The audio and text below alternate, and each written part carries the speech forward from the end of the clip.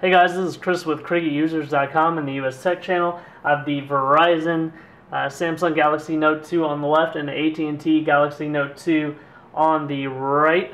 The wireless charging standard. Moving from the HTC Droid DNA, one of the big things I missed was wireless charging because I had purchased 3 pads. I have one in my car, one on my bedside, and one at work. And with the Note 2, it wasn't built in like the HTC Droid DNA, so that left me at a little bit of a loss and with a lot of extra equipment that I couldn't use. The AT&T version, so easy to install the wireless charger on this. It has the contacts visible right there. They have those little prongs on them ready to go. Just set it in there, take the little adhesive protectant strip off, slap it on the battery, close this up, and boom, you have wireless charging. Really easy for the AT&T users. For some reason, despite the fact that Verizon Wireless sells wireless chargers already because of devices like the Droid DNA and perhaps some of their Windows phones, they didn't include wireless charging in this. And not only did they not include that, they went one step further to go ahead and cover up the contacts. Even if you do expose those contacts, they don't have the little prongs to make it really easy to add the charging. So I'm pretty much going to show you the way I did it without soldering. Probably not the best way to go for a permanent solution, but it will probably work forever if done right. And actually, I'm doing this intro after I've already installed it. So you can see on the wireless charging pad, we already got the notification. It is charging right now, and you see that blinking. But basically, even if I had the wireless Qi pad out and just set it right here, that light would blink anyway, because all this knows is that it's sending power to that charger and it's allowing it to be charged. So let's go ahead and tear this apart. I'm going to go ahead and take this off, take the back cover off, unscrew everything, and then just start prying apart, and we'll go from there.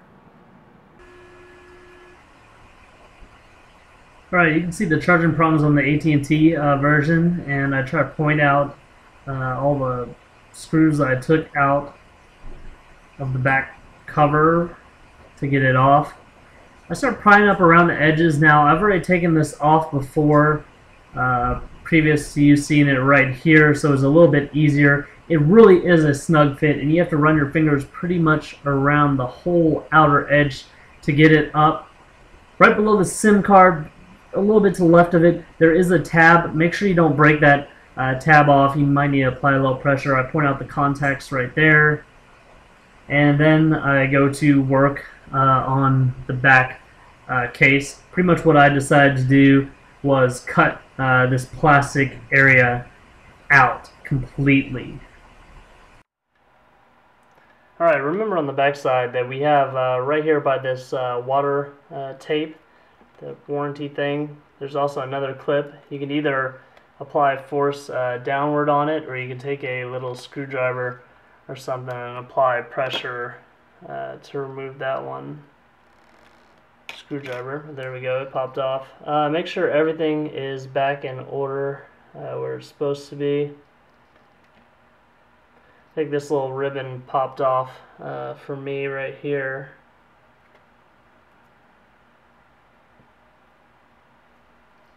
So this could probably be described as one of the worst ways to do this mod. Basically just cut around there, leaving that opening. I even notched the sides so I could give this a little bit more room. When you put it back together, you might want to start at the top, because this rubber seal around the 3.5mm headphone jack tends to get caught. Let's go ahead and snap everything down, making sure the surface returns flush. Of course, you have taken a little support out of there. When you test it, you might want to screw down at least that one. So this screwdriver bit reads pH 000.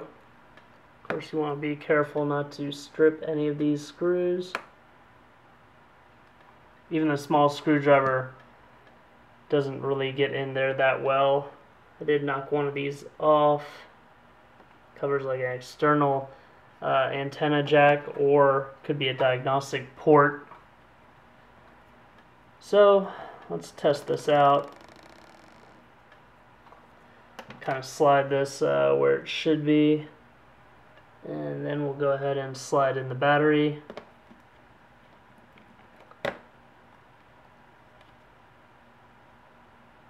Cover this up.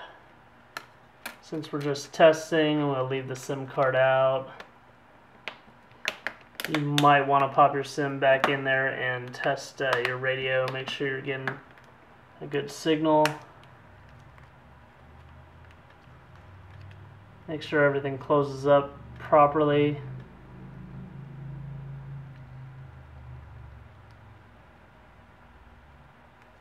Go ahead and turn it on. Find a Qi wireless pad. We have the LG here. Now, just because it says charging doesn't mean your actual device is charging. As soon as that pad gets over the correct place, it automatically starts giving the LG pad this little charging notification. Alright, so on the AT&T version, it's really easy. It already has these little prongs right here, these contacts that look to be, let's see,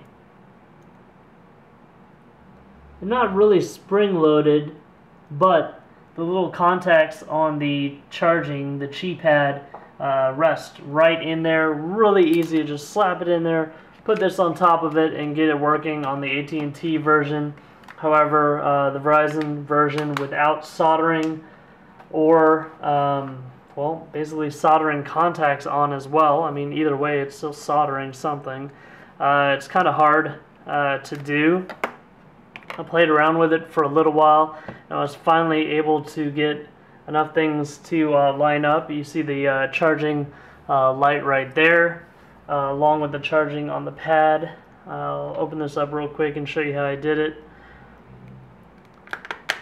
First, I was trying to push this as far to the right as possible. That's where I thought it was making the most contact, but I actually need to push the contacts back. Pretty much I have this side of the pad aligned with the left side of the battery as I'm looking at it.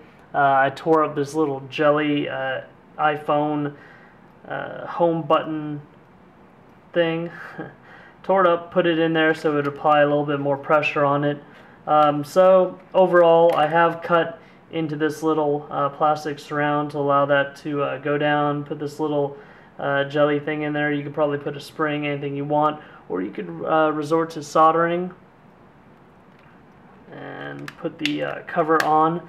With it back a little, it allows it to close entirely. As you can see right there, it is closed completely. I went ahead and put it in a case. This is the CDO Surface, I believe it's called, or otherwise branded PT when it's sold at Best Buy. And there you have it. It's charging. So please like this video, subscribe to my YouTube channel, and stop by my website at cricketusers.com. Thanks a lot.